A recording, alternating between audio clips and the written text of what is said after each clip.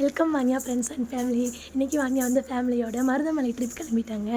அழகாக ரீத்தை பிடிச்சி விளையாடிட்டே travel enjoy பண்ணுறா. மருதமலை ரீச் ஆனதையுமே அங்கே வந்து பக்தர்கள் போகிறதுக்கு படிக்கட்டு இருந்துச்சு. ரோடு நல்லா இருந்துச்சு. நாங்கள் வந்து ரோட் பாதி சூஸ் பண்ணிட்டோம். நல்லா ஜிலுன்னு தென்றல் காற்றோட மலைப்பாதையில் நல்லா வளைஞ்சு ட்ராவல் சூப்பராக என்ஜாய் பண்ணி போயிட்டு இருந்தோம். என்ஜாய் பண்ணி வந்து கோயிலை ரீச் பண்ணிட்டோம். கோவிலில் குட்டி வாணியாவை குட்டி முருகராக மாற்றிட்டோம்.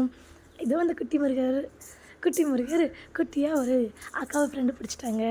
அப்புறம் அக்கா பின்னாடியே போகிறது, அக்காவையே பார்க்குறது, அப்படியே என்ஜாய் பண்ணிட்டு இருந்தேன். எங்களை கூட கவனிக்கவே இல்லை.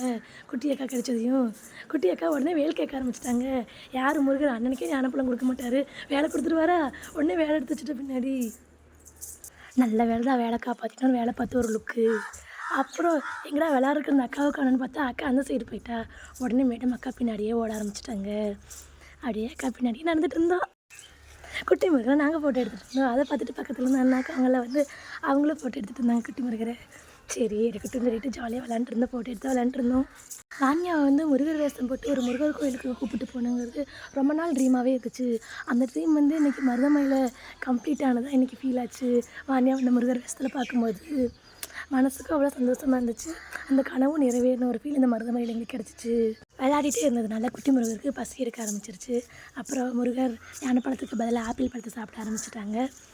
அப்படியே சாமியை எல்லோரும் குடும்பத்தோடு பார்த்துட்டு நல்லபடியாக கும்பிட்டோம். கூட்டம் இல்லாதனால பக்கத்தில் போய் பார்த்த ஃபீல் ரொம்ப நல்லா இருந்துச்சு. அப்புறம் மருதமலைக்கு பாய் பாய் சொல்லிட்டு கிளம்பிட்டோம். குட்டி வாணியாவோட ஃபேவரட் பிக்ஸ் எல்லாம் இதோ.